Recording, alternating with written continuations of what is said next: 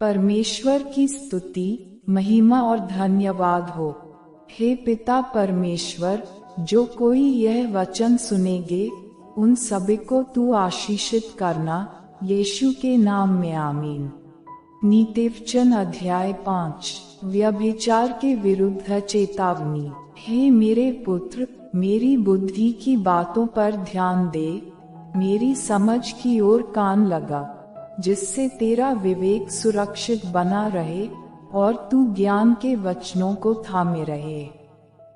क्योंकि पराई स्त्री के ओठों से मधु टपकता है और उसकी बातें तेल से भी अधिक चिकनी होती हैं, परंतु इसका परिणाम नागदौना सा कड़वा और दोधारी तलवार सा पैना होता है।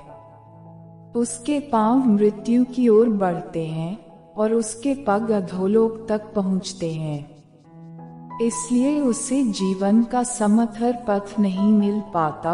उसके चाल चलन में चंचलता है, परंतु उसे वह आप नहीं जानती। इसलिए अब हे मेरे पुत्रों, मेरी सुनो और मेरी बातों से मुंह न मोड़ो। ऐसी स्त्री से दूर ही रह और उसकी डायरी के पास भी ना जाना, कहीं ऐसा न हो कि तू अपना यश औरों के हाथ और अपना जीवन क्रूर जन के वश में कर दे, या पराए तेरी कमाई से अपना पेट भरें और परदेशी मनुष्य तेरे परिश्रम का फल अपने घर में रखें, और तू अपने अंतिम समय में जबकि तेरा शरीर क्षीण हो जाए तब यह कहकर हाय मारने लगे, मैंने शिक्षा से कैसा बैर किया और डांटने वाले का कैसा तिरस्कार किया। मैंने अपने गुरुओं की बातें न मानी और अपने सिखाने वालों की ओर ध्यान न लगाया। मैं सभा और मंडली के बीच में प्रायः सब बुराइयों में जा पड़ा। तू अपने ही कुंड से पानी और अपने ही कुएं के सोते का जल पिया करना। क्या तेरे सोतों का पानी सड़क में और तेरे जल की धारा चौकों में बह जाने पाए? यह केवल तेरे ही लिए रहे और तेरे संग औरों के लिए न हो। तेरा सोता धन्य रहे और अपनी जवानी की पत्नी के साथ आनंदित रहे। प्रिय हरिणी या सुंदर सांभरनी के समान उसके स्तन सर्वदा तुझे संतुष्ट रखें और उसी का प्रेम नित्य तुझे आकर्षित करता रहे। हे मेरे पुत्र, तू अपरिचित स्त्री पर क्यों मोहित हो और पराई को क्यों छाती से लगाए? क्योंकि मनुष्य के मार्ग यहोवा की दृष्टि से छिपे नहीं हैं और वह उसके सब मार्गों पर ध्यान करता है। दुष्ट अपने ही अधर्म के कर्मों से फंसेगा और अपने ही पाप के बंधनों में बंधा रहेगा। वह शिक्षा प्राप्त किए बिना मर जाएगा और अपनी ही मूर्खता के कारण भटकता रहेगा। नीतिवचन अध्याय 6। अन्य चेतावनियां। हे मेरे पुत्र, यदि तू अपने पड़ोसी का उत्तरदायी हुआ हो अथवा परदेशी के लिए हाथ पर हाथ मारकर उत्तरदायी हुआ हो, तो तू अपने ही मुंह के वचनों से फंसा और अपने ही मुंह की बातों से पकड़ा गया।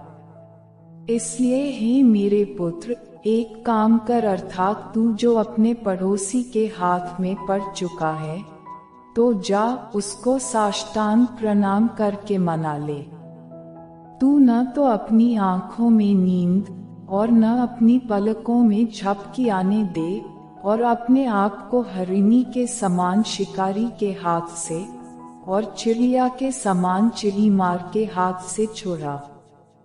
हे आलसी, चींटियों के पास जा, उनके काम पर ध्यान दे और बुद्धिमान हो।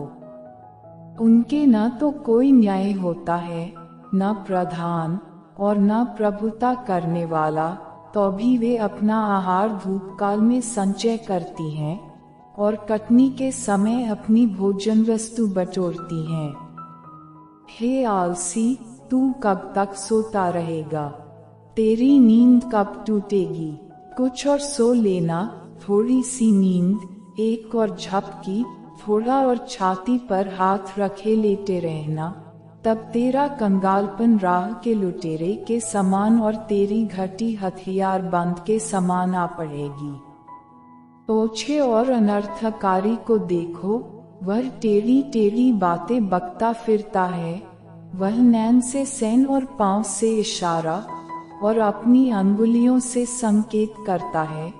उसके मन में उलटफेर की बातें रहती, वह लगातार बुराई गढ़ता है और झगड़ा रगड़ा उत्पन्न करता है। इस कारण उस पर विपत्ति अचानक आ पड़ेगी, वह पल भर में ऐसा नष्ट हो जाएगा कि बचने का कोई उपाय न रहेगा। 6 वस्तुओं से यहोवा बैर रखता है, वरन 7 हैं जिनसे उसको घृणा है, अर्थात घमंड से चढ़ी हुई आंखें, झूठ बोलने वाली जीभ और निर्दोष का लहू बहाने वाले हाथ, अनर्थ कल्पना गढ़ने वाला मन, बुराई करने को वेग दौड़ने वाले पांव, झूठ बोलने वाला साक्षी और भाइयों के बीच में झगड़ा उत्पन्न करने वाला मनुष्य। व्यभिचार के विरुद्ध चेतावनी। हे मेरे पुत्र, मेरी आज्ञा को मान और अपनी माता की शिक्षा को न त्याज। इनको अपने हृदय में सदा गांठ बांधे रख और अपने गले का हार बना ले। वह तेरे चलने में तेरी अगुवाई और सोते समय तेरी रक्षा और जागते समय तुझसे बातें करेगी। आज्ञा तो दीपक है और शिक्षा ज्योति, और सिखाने वाले की डांट जीवन का मार्ग है, ताकि तुझको बुरी स्त्री से बचाए और पराई स्त्री की चिकनी चुपड़ी बातों से बचाए। उसकी सुंदरता देखकर अपने मन में उसकी अभिलाषा न कर, वह तुझे अपने कटाक्ष से फंसाने न पाए, क्योंकि वेश्यागमन के कारण मनुष्य टुकड़ों का भिखारी हो जाता है, परंतु व्यभिचारिणी अनमोल जीवन का ऐर कर लेती है। क्या हो सकता है कि कोई अपनी छाती पर आग रख ले और उसके कपड़े न जले? क्या हो सकता है कि कोई अंगारे पर चले और उसके पांव न झुलसें? जो पराई स्त्री के पास जाता है, उसकी दशा ऐसी है, वरन जो कोई उसको छुएगा वह दंड से न बचेगा। जो चोर भूख के मारे अपना पेट भरने के लिए चोरी करे, उसको तो लोग तुच्छ नहीं जानते, तो भी यदि वह पकड़ा जाए तो उसको 7 गुना भर देना पड़ेगा, वरन अपने घर का सारा धन देना पड़ेगा। परंतु जो परस्त्रीगमन करता है वह निरा निर्बुद्ध है। जो अपने प्राणों को नष्ट करना चाहता है, वही ऐसा करता है। उसको घायल और अपमानित होना पड़ेगा और उसकी नामधराई कभी न मिटेगी, क्योंकि जलन से पुरुष बहुत ही क्रोधित हो जाता है और पलटा लेने के दिन वह कुछ कोमलता नहीं दिखाता। वह भूस पर दृष्टि न करेगा और चाहे तू उसको बहुत कुछ दे तो भी वह न मानेगा।